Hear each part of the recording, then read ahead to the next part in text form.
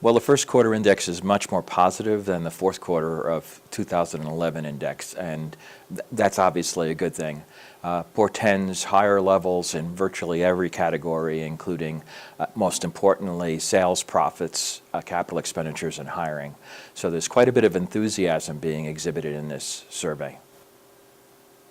I think there's a lot of things, but there clearly was a lot of uncertainty when the last survey was taken, particularly dealing with European debt and some of the European issues, but also dealing with the U.S. budget and some of the issues in the United States.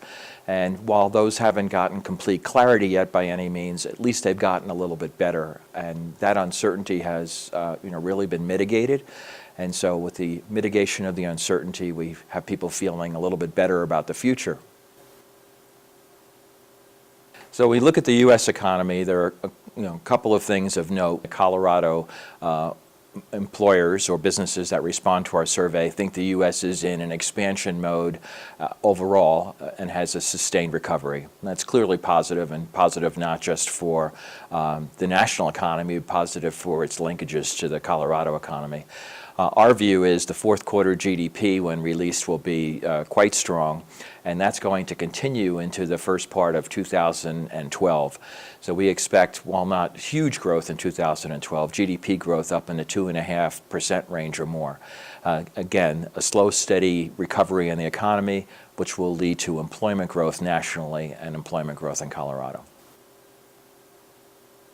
Well, the numbers are really quite bullish for Colorado. It jumped substantially in the Colorado reading, and in numbers in the high 50s, which is always a good sign that Colorado is, expanding. So I think they believe that Colorado is doing extremely well. But maybe more importantly, the national number went from negative to positive in terms of expansion. So our business leaders are suggesting that they believe that the national recovery is sustainable, and that's clearly very important for the Colorado economy. So in sales and profits, it's probably based on real information, and that's one of the really exciting things. They're looking at orders that are coming in, and they're talking to people about their business going forward, and they're seeing sales coming in the pipeline, people telling them that they're going to order, or they're seeing demand for their product if they're selling to consumers, and they're seeing consumers purchasing their product. So those are some of the closest to real numbers, if you will, in the confidence index, and they're really jumped to very high levels. It's really indication of strength in the economy that's real or substantiated. Well, it went positive, which was a very good thing. It's up at the same sort of level as capital expenditures. So I think it's an interesting number in the sense that it just went positive, and it's an indication of hiring down the line, expansion.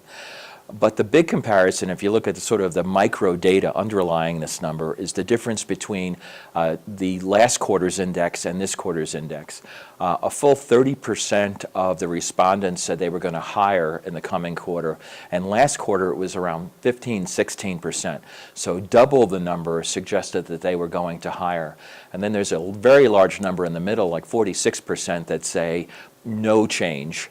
So you put those two numbers together, and 75% of businesses or more are saying at this point in time that they're either hiring or they're stable. They're not going to be releasing employees. So I think that's very bullish in terms of the employment picture. The full report is on the website, including an appendix that shows the distribution of the responses, which I think adds a lot of color to not just the average number that we get in a quarterly basis, but also who's believing expansion and who's thinking they're going to contract during the period. So it gives you a real deeper understanding of the data that's in the report.